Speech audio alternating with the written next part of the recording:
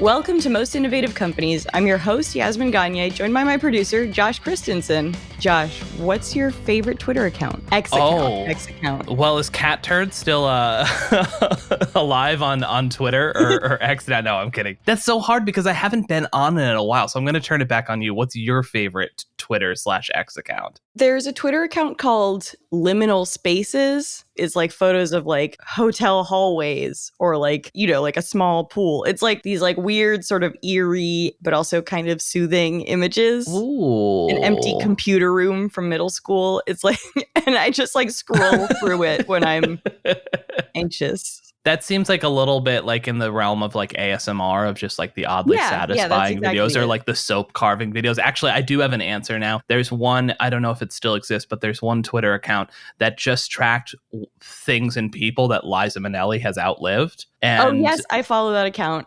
Yeah, I don't know why. It just tickles me all the time because then I just think of Liza Minnelli and she's delightful and it makes me giggle.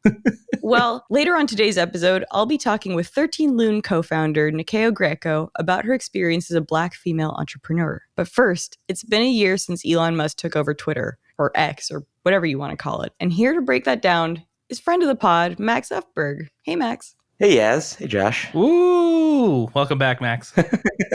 Thank you. So we all know that, in the past year, Twitter has gotten so much better for all of us. And I guess I want to ask you to take us through the changes that Elon has made, chronological or non-chronological, but like what are some of the biggest sort of developments we've seen this year? Well, he changed the name to X. That's a big one. Right. He laid off the majority of the staff.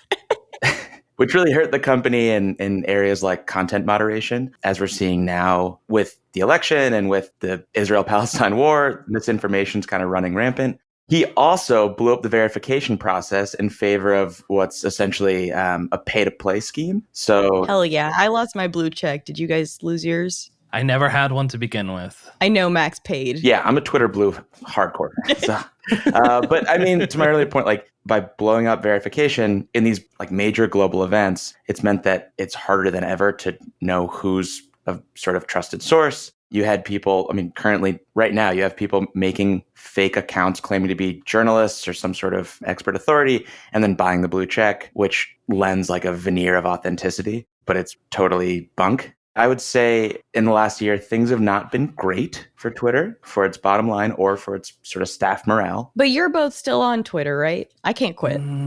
Not really. Yeah, I check in every once in a while solely for honestly reposting this podcast. Like that's about it. Josh is more into threads. I'm a big threads guy. I'm more of a Mastodon boy. We haven't really seen any big, I think there were just maybe too many of them. I know we talked with Spill and Spill is doing well for a sort of certain community, but we haven't really seen any sort of big rivals that have made sense, right? No, we saw quite a few rivals pop up in the last year. We've got Mastodon, Co-host, Blue Sky, Pebble, which was formerly known as T2. Pebble just shut down.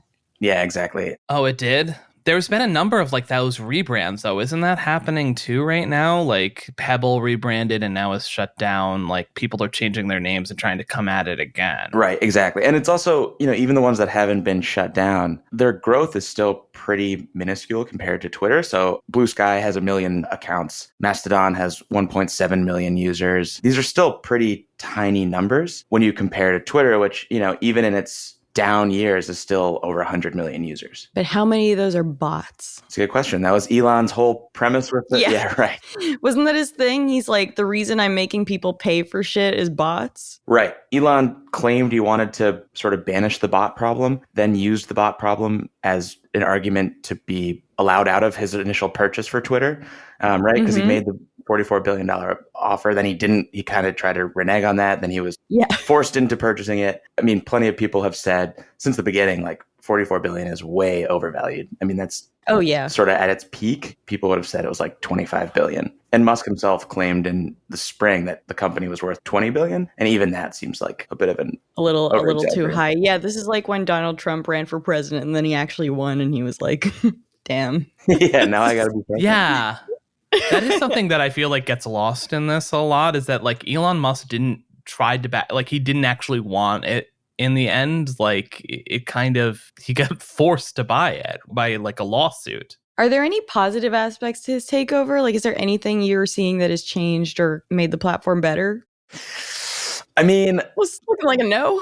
You will hear people, former Twitter employees saying that there was a bit of bloat at the company, honestly, and it wasn't a optimized organization. Having said that, I think cutting 80% of the staff is maybe a bit of a, an overstep. I mean, I want to be fair to him, but I would be hard pressed to find any way that, to me, Twitter has gotten better. I think if you enjoy watching absolute freaks just sound off on something, maybe Twitter's a lot better now, because that's the other thing is the algorithms change to basically promote people paying for Twitter Blue and all these kind of weird shisty accounts. So I'm seeing accounts that I used to just have absolutely no insight into. Yeah, 100%. Me too.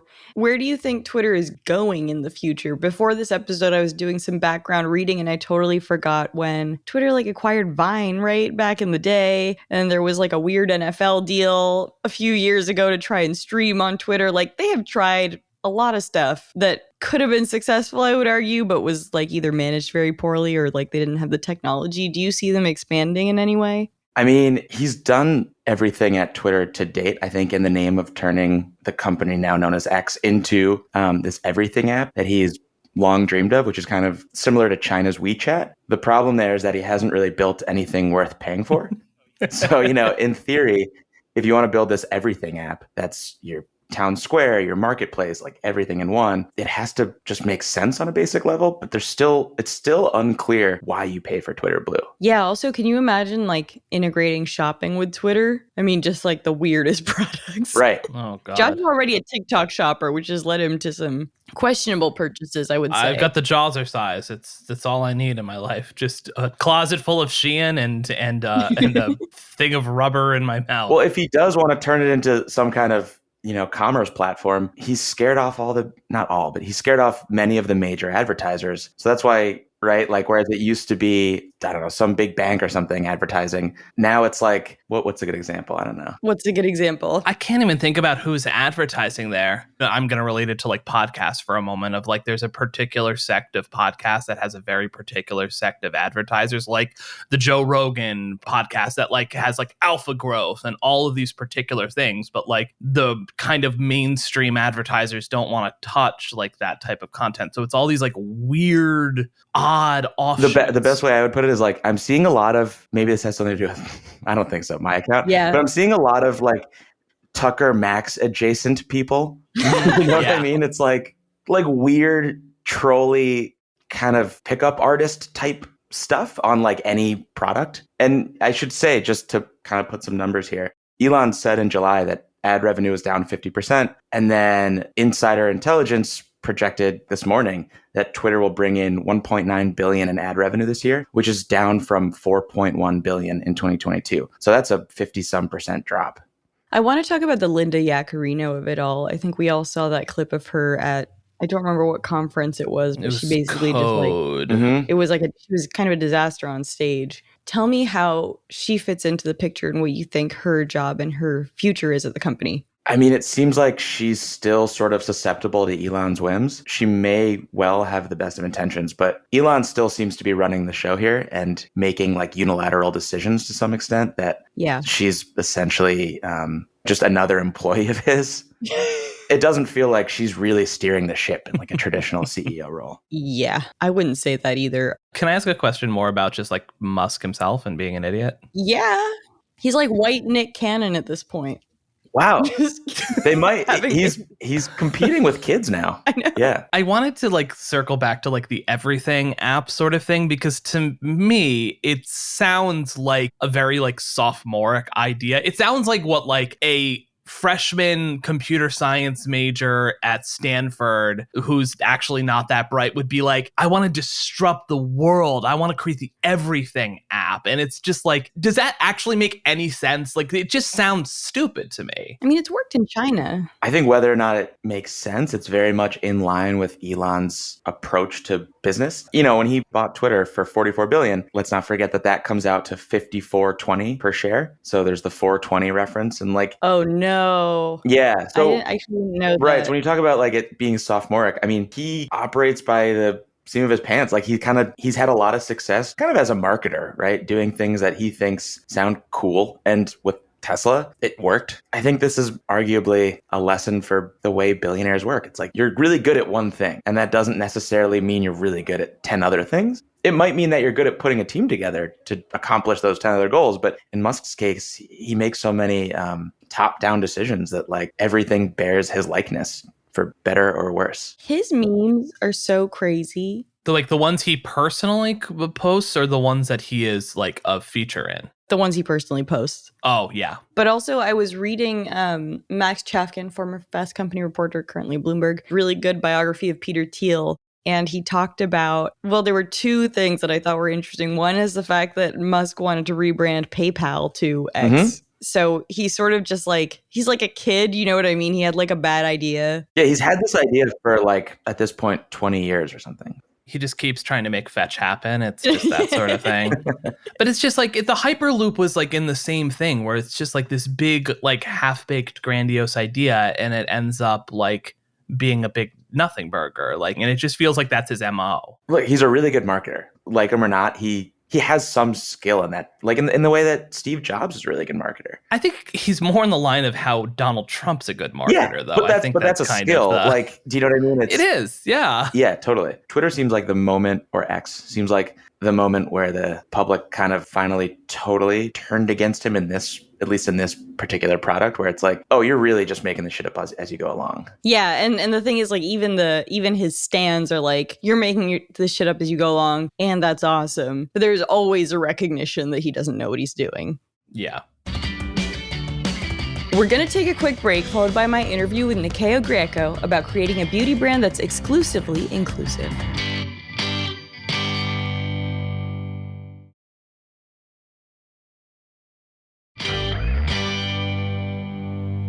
So to start off, I'd love to hear about your background and how you first got started in the beauty business, because it sounds like you worked in entertainment before.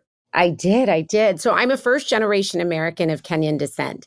I was born in New York, but both my parents were from Kenya. And I went to Kenya for the first time when I was 8 years old to visit and meet my grandparents. And my grandmother, Nyakio, who I named my first beauty brand after, was a Kenyan coffee farmer. And so she taught me my first beauty secrets using Kenyan coffee from her farm. And my grandfather had been a medicine man. He passed away before I got the chance to meet him. But, you know, all of these sort of rituals and practices and timeless remedies were passed down to me through my parents growing up here in the States. And so after I graduated from college, I graduated from the University of Oklahoma. I moved to LA to work in the quote unquote, the business, like many young people do that land here. And I found myself in many different roles over the years working in entertainment, but I found that I really love the fashion and beauty aspect. Were you in sort of marketing, business development? I started as an assistant at a big agency in the television department. And then I worked at a management company as an assistant. I worked in production for a little while at Universal. Really loved representation the most as far as the entertainment industry was concerned. And so I ended up working at a management company, mostly with actresses, at a really pivotal time in the business when actresses were starting to show up on magazine covers and in beauty deals more than models. So got to really experience the negotiations of those deals, being on sets for all of the, these activations that these actors were having. And I saw a lot of beauty products, but I didn't see a lot of beauty products celebrating the sophistication of Africa. And so I ended up leaving my job to create my grandmother's coffee scrub. That's how I started out in this industry almost 23 years ago. So you had a first brand, Nyakio Beauty, that had a bunch of stops and starts and eventually sold to Unilever in 2017. Tell me about that acquisition process. Well, I had become a part of a portfolio that Unilever ended up buying all of the brands within the portfolio. And so it wasn't necessarily a direct acquisition that I was negotiating on my own behalf or with lawyers on my own behalf. I was really part of this larger portfolio of brands. That being said, I did stay on with the brand for some time. And, that process was really interesting. As you mentioned earlier, I had a lot of stops and starts in my business, mostly due to challenges around access to capital. And so while it was such a key key time for the brand. I learned a lot in that process. It made me appreciate sort of my independent days, my early days, even though they were challenging and a struggle. You had sort of this autonomy to kind of create what it is that you wanted to. But, stepping into this larger portfolio of brands, while there were challenges, there were wins. But for me, I think it was always just a great reflection of the successes in the journey. It's not in the end result. And that was a really significant part of my journey as a beauty founder, especially as a Black woman and a founder of color, to experience, taking a brand from my apartment into the halls of Unilever. Well, it sounds like the journey was very important to you, but maybe the outcome wasn't exactly what you wanted, didn't go the way you planned. And I'm curious how that whole experience informed your business decision-making when it came to 13 Lune. Well, it was a really significant part of the journey. When Nyakio had been acquired by Unilever, it had originally been distributed under the previous portfolio at Ulta. And then when we joined the Unilever portfolio, we moved over to Target. And so Nyakio Beauty had actually launched into Target in January of 2020, if you can imagine. Wow. And so, I was still working on the brand. We had started online, moving into stores, and none of us had any idea what was coming. But at the magnitude of not only a racial reckoning and a global pandemic happening at the same time as a national store launch, had such a significant impact on creating the business for 13 Lune. When that happened, Nyakio Beauty all of a sudden received more attention than it had ever received in at that point, 18 years since I had developed the brand. All of a sudden, I was on all of these, listicles of top Black-owned beauty businesses to shop and to follow. And while it was lovely for the brand to receive that attention, it was built on the precipice of a very hard time. So I'd say the impetus of 13 Lune really came out of my deciding at that moment to take that pain and turn it into purpose. Prior to that, you were saying some of the stops and starts when it came to Nyakio were from access to capital. Did that moment in history sort of change how much capital you were able to access? Absolutely. I mean, I had never in my previous brand with Nyakio Beauty received venture funding. I had a little bit of private equity, but not huge venture funds until 13 Lune. So yes, I mean, I think it was a combination of a lot of things. I think that, in the times that I raised money on and off for 18 to 20 years with Nyakio, in the early days, I mean, I don't even think I ever had a meeting with a private equity firm or a venture fund. Having this moment to create the beauty retailer I wished I'd always had, and doing it with such intention to not only celebrate the experience of being a beauty founder, but to bring others along on the ride to help build generational wealth and help Black and brown founders who make products for everyone take up more room and space in the beauty industry. I think it was a combination of the intention, the drive, and the access to actually get in those rooms or on those Zooms, I guess, because that was in 2020 that we were, started raising with angels and friends and family, and then moved on to raise with funds in 2021. It was fascinating. Do you think that sort of enthusiasm is still there now? I feel like a lot of claims were made around that time from stores, from VCs, or what have you. Do you think people have followed through? I mean, listen, there's still so much more work to do. Black women are the fastest growing segment of entrepreneurs in this country, yet still receive less than, 1% of venture funding. So yes, there's a lot of work to do, but I do usually try to come from a place of hope and optimism. And what I will say is that, when I started out on this journey decades ago, I never met anybody that looked like me, much less women.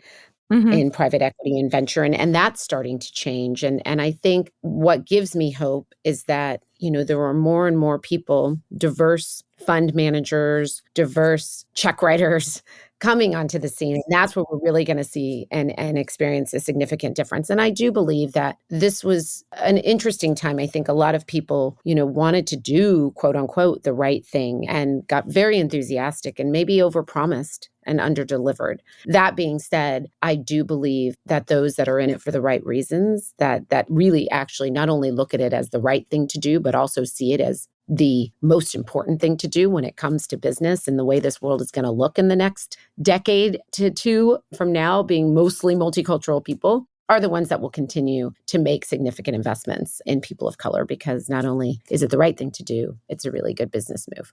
You started your second beauty line, Relevant, and it's, for all skin types and tones, specifically looking at, melanated skin. Tell me about your goal when you founded this brand, and also tell me about the platform 13 Lune and how you sort of founded that and what ethos were behind it. I'll start with 13 Lune. So 13 Lune, obviously was founded in December of 2020. As I mentioned earlier, I wanted to create the retailer I'd always wished I'd had. So 90% of the brands that we carry are created by people of color who create products for everyone, because we wanted to debunk the myth that Black and brown people only make products for ourselves. And 10% are dedicated to fostering allyship, because we wanted to honor brands that were not owned by Black or brown people, but who had long thought about serving all consumers in their brands the opportunity to partner with us and partner in our mission to create more generational wealth. That is forever and always the precipice of 13 Lune, which started as a platform. We knew it would always be omni-channel at some point. We didn't expect it to happen as quickly as it had. And so now we're excited to have the platform and our retail locations as well. And relevant your skin scene. After I left Unilever and working with the Nyakio brand, it was really exciting to step into the role of the 13 Lune brand and becoming a retailer. But I really missed having my own brand. And it was important to me that there was a brand that sat under 13 Lune that really represented the journey that I had been on. So Relevant is really a culmination of my decades of experience, but it's really the first time I've ever had the autonomy, the support, the runway, the capital to really launch the brand of my dreams. And when I say I really want to serve and recognize and prioritize a consumer that's been underserved for so long, these products are for everyone. And so when we look at the levels of acids that we use, I say that this is a melanin-safe brand. Everybody has melanin. It's fascinating to me how many people you'll say melanin and they just assume it means a darker person. We all have melanin. So this is a melanin-safe brand for all. But what I really wanted to do was take a deep dive with my chemists, who also happen to be people of color, doing a deep dive into products that wouldn't be harmful to people who have more melanin in their skin. We are prone to more skin conditions. The more melanin you have, the more prone you are to eczema, rosacea, hyperpigmentation, hypopigmentation. So we wanted to build efficacious products steeped in history and timeless ingredients, as well as married in the best science to make sure no one feels left out at shelf. 13 Lune started out as an online platform, but now it's replaced Sephora in a lot of JCPenney's. Tell me about getting it into brick and mortar and why that partnership makes sense. My co-founder, Patrick, and I always knew we wanted 13 Lune to be omni-channel. Even though we launched in the middle of a pandemic, we knew that retail wasn't dead. We knew that it would come back strong and that people would really be craving community and in real life experiences, which is the best way to experience beauty. So we always knew we were going to open stores. What we didn't expect is that 60 days after we launched that we would get a call from JCPenney asking us to become their new beauty partner. Oh, so they approached you. Yes, their new beauty partner within the JCPenney stores as they were reimagining the JCPenney beauty space. We were really excited at the opportunity because we knew that we were going to open stores, but to be able to do it in partnership with America's oldest retailer and really understand what it meant to go to a brick and mortar space was a dream realized.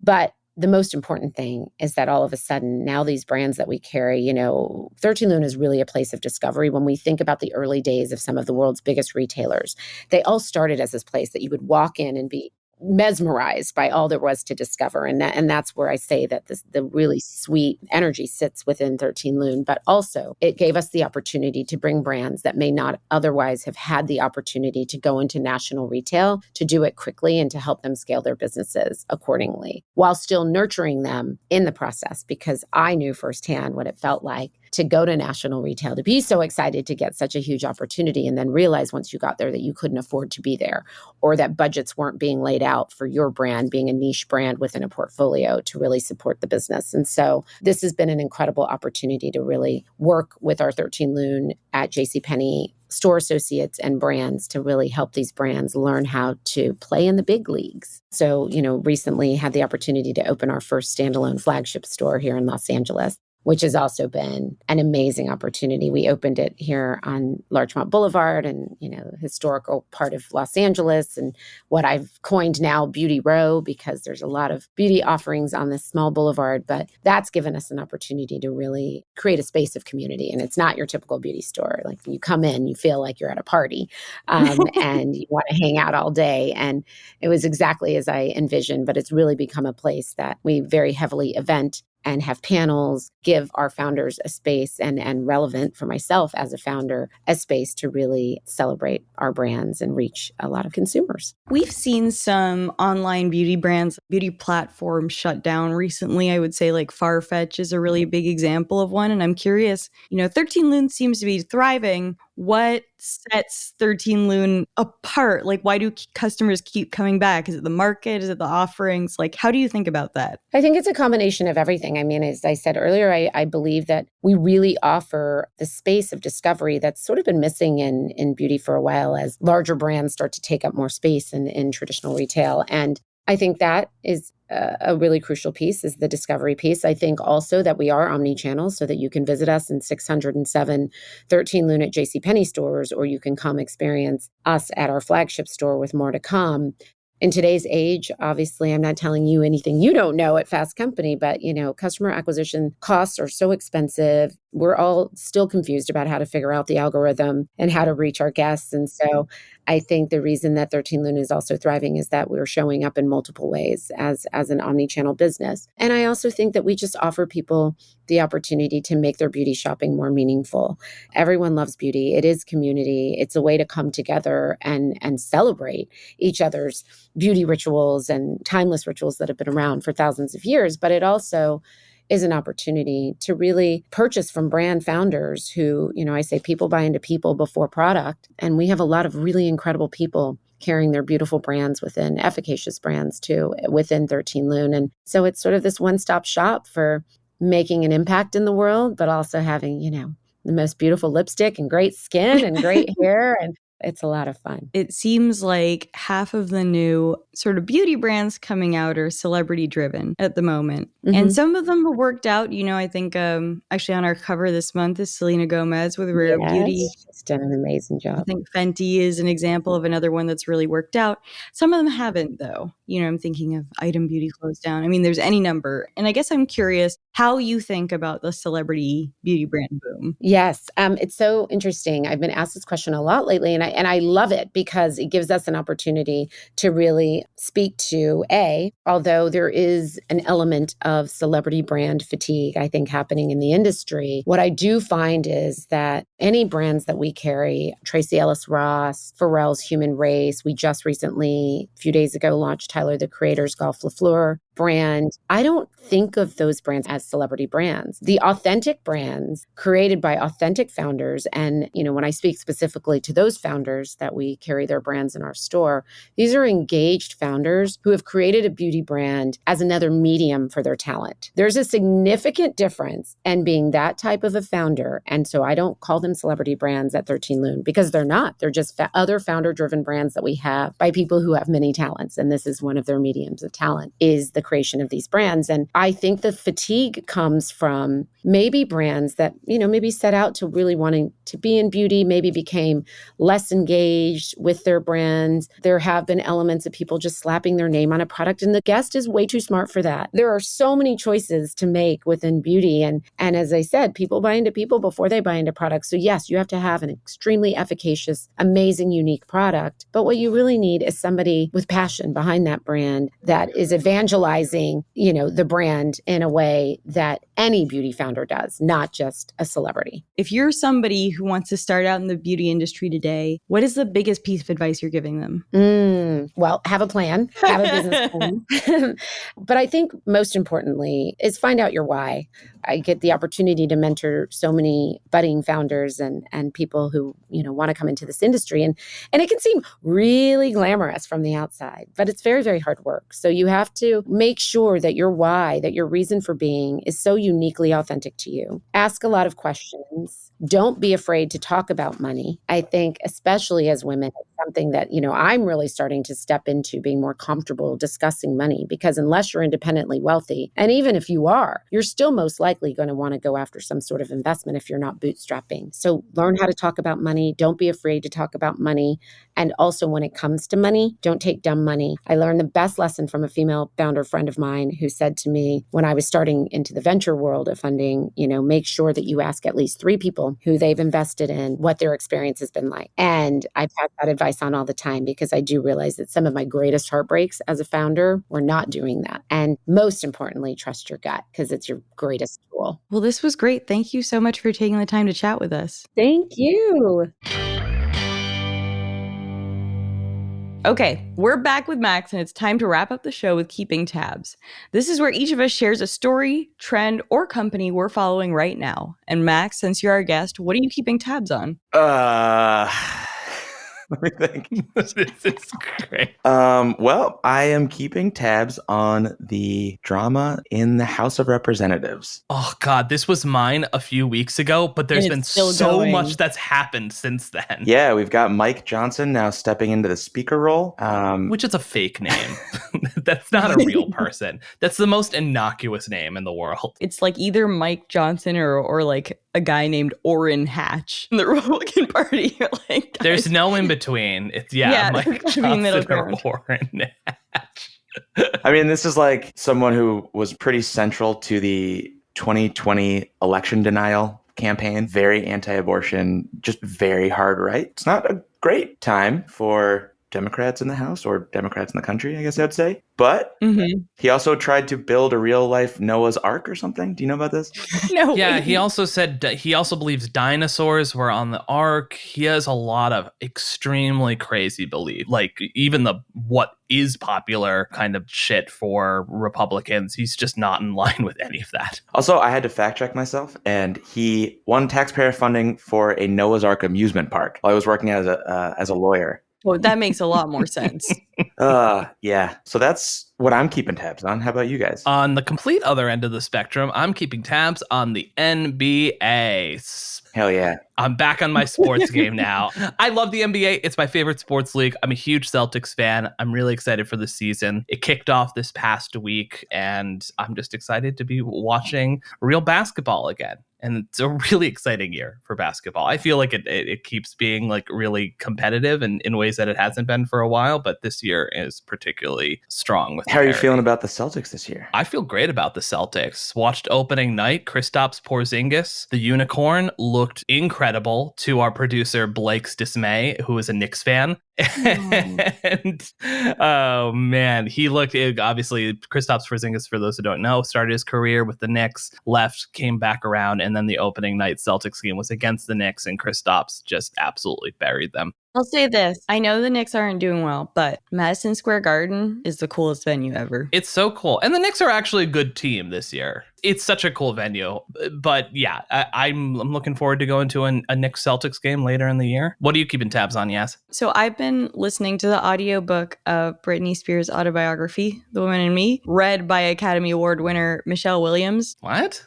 Yeah, it's so random. That's why I wanted to consume it via audiobook, because I was like, wow, they really like hired someone impressive to, I sort of realized that celebrity memoirs these days tend to be good. They get really good ghostwriters. Like Jessica Simpson's memoir was very compelling read, actually. I hated the way Prince Harry's memoir was written, but they did get somebody famous to do it. So I actually had pretty high expectations for the book, and they've really exceeded them. It's a really good book. It's like, what's the biggest revelation so far in the book? So I would say this has been on Twitter a lot, but Justin Timberlake's black scent when he was trying to befriend Genuine is pretty rough. When he kept going, for shiz. What did Britney have to say about it? Like, was she embarrassed by her then She was partner? Like a little bit embarrassed, but she was also just really in love with Justin because she was like 19 or whatever. I feel like the zeitgeist is finally coming around on Justin Timberlake and his know what? I can't believe I ended up in this camp, but I was talking to Lou about this, and I was like, we have to listen to Justin Timberlake now because he's about to get canceled, I'm pretty sure. Because Stan Twitter has been really angry about a few things that were said about him in the autobiography. Like he cheated on Britney a lot and then like made Cry Me a River accusing her of cheating. which she did, but like once. She also had an abortion, and he like tried to cheer her up by playing guitar. Not great. But they were also like 20. I'm like, if anybody broadcast literally anything I did when I was 20 to the world, like it would be definitely that bad, Yeah, I would not want to be famous at 20. Exactly. I remember when Justin Bieber was getting into all this trouble, when he was like, was he a jerk? Maybe. Probably. Yeah. Didn't he like pee in a McDonald's parking lot or something? Like, and you're like, well, it's not nice. He did sign. Do you remember this? He went to like Anne Frank's house. Oh yeah. And wrote like, I thought she would have been a believer or something like that. I think a lot of the times in terms of like the canceling thing, I hate the term like canceling overall, because I think it gets used largely by like really nefarious people to lump in truly terrible stuff with the kind of like medium, cringy, awful, you can weird be shitty stuff and not like criminal. Exactly. Then that gets lumped in with like, of course there's going to be people on X, to loop it back around, that like go way too hard at like someone like Justin Timberlake. But then also at the same time, like Justin Timberlake's going to be fine. Yeah, he's fine. I feel that sorry for him. I feel like we need a new term for this sort of thing. It's not canceling. It's being moved off of. It's like being moved from your time slot. Or just like being exposed as a real person who like makes mistakes. Yeah. I will say Justin Timberlake, I thought was pretty good in the movie Reptile, the new Netflix Benicio del Toro. I thought he was great in that. I haven't seen that yet. The movies. And he's so good in The Social Network. He was pretty good in The Social Network. Like, he's not a bad actor. He's a better actor than Harry Styles in terms of Pop Stars Gone stuff. Harry Styles is not a good actor. Also, Future Sex Love Sounds as an album, so good. Every track is good on that album. Even What Goes Around Comes Around, Love Stoned. They're all good. Faux shiz. Just not for me. Faux shiz. And on that note. That's it for this week's episode of Most Innovative Companies. Max, thank you again for joining us. Thank you. Our show is produced by Avery Miles and Blake Odom, mixed and sound designed by Nicholas Torres, and our executive producer is Josh Christensen. Remember again to subscribe, rate, and review, and we'll see you next week.